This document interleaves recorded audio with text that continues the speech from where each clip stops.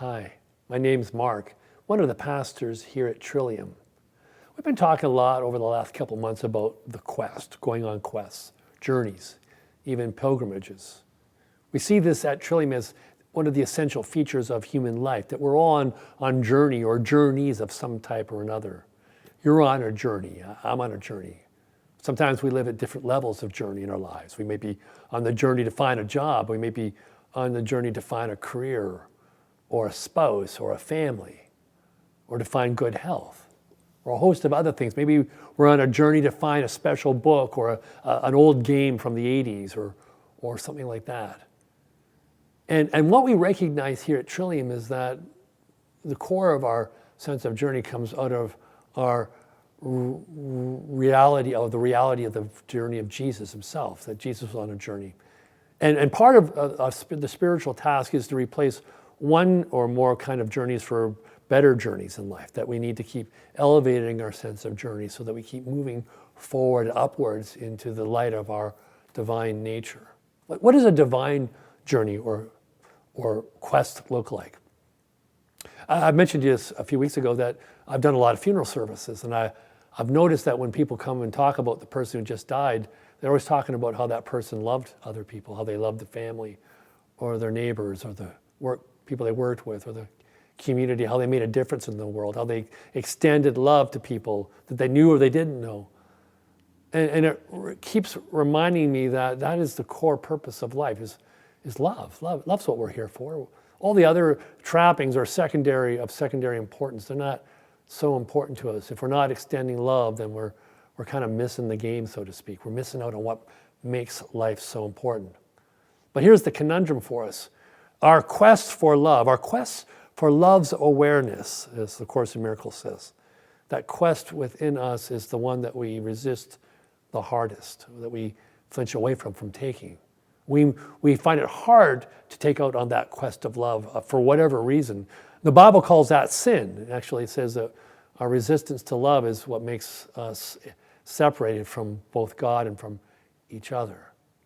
And when we look at the story of Jesus, we realize that he didn't resist the call to love. He didn't resist the call to love's awareness in life. He didn't resist the removal of hindrances to love in life that so often we put up.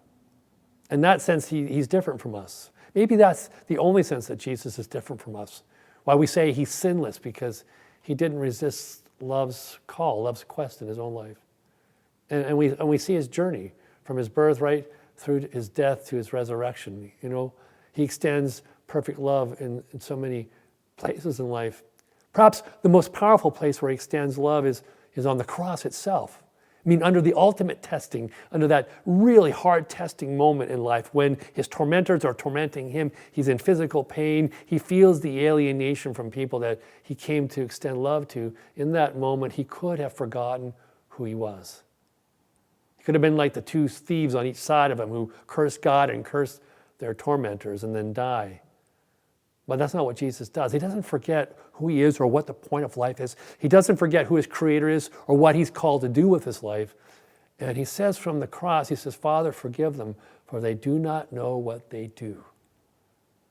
And he extends perfect love to his tormentors. Extends unending mercy to them. Total kindness. See, that's what love looks like when we offer forgiveness or we offer mercy or kindness to one another. And according to Jesus, that's the most heroic thing you can do with your life. It's the most heroic thing you could do with your life today. You know, it's interesting in the church. We got this beautiful stained glass, but I've been here for over 8 years, and I've never really looked at it that carefully. I started looking at the stained glass, and I realized that in the stained glass around the church, there's actually the story of Jesus. It's told in stained glass, in picture form, in poetry, so to speak. And if we want to follow Jesus, we better know his story well. If we want to understand our own lives, then we need to understand his life as well. And so we go through the story. There's some amazing stories. There's birth in one stained glass. There's when he was a 12-year-old precocious child in the temple, having left his parents and gone to study with the great teachers of the law. There's actually a couple of mystery pains that were never filled in that were supposed to have the baptism of Jesus when he's initiated into ministry. When he's initiated into the quest for love, when there's the call of Matthew, and then there's where Mary's at his feet, hearing his teachings. And when Jesus heals a blind man, and when he enters into Jerusalem and cleanses the temple. At the very back of the church, in a huge stained glass, there's the Last Supper. And then on the other side of the building, there's the story of Jesus at Gethsemane. And then when Judas betrays him. And then he's standing before Pilate, the authority of the world. And then he's crucified in another stained glass. And finally, he's resurrected, and then he ascends. And that's the story of Jesus in really simplified form. I suppose they could have put other stories up, but that kind of captures all the movement of the journey of love, the quest of love to its completion and its ascension. And what I was telling my congregation on Sunday was that that's not just his story, that's our story too. That's your story, that's my story. As we follow around the church, we get to know about our own journey, our own quest for love. And while some specifics may vary, ultimately in the end, the testing of love comes out in our capacity to extend forgiveness and mercy and kindness and grace and goodness to one another. I'd invite you to think about your own life and what it's up about and what you're putting your energy into and what framework you're understanding your life. I mean, someone mapped out the stained glass in the church, figured out which stories would go where. We don't know who that person was. We don't know who they were, whether it was one person or a few. But someone had a map for how the story of Jesus was laid out. You know, there's a kind of map for you too, a map of your story, your life story laid out. And it's not in a specific way, but the purpose of it, the journey that you're meant to take so that you can come to a place of love's completion in your own life and in your own heart, so that you too can ascend back to God, your Creator, in perfection. The perfect way is revealed.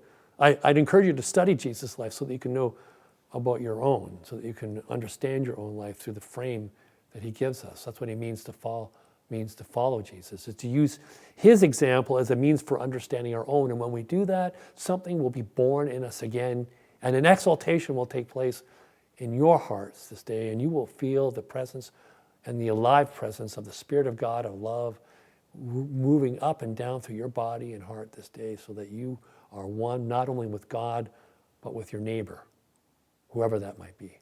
So go in peace, go in love, extend love, understand the sense of journey, the quest for love, the quest for love's awareness in your life this day. We pray this here at Trillium for you.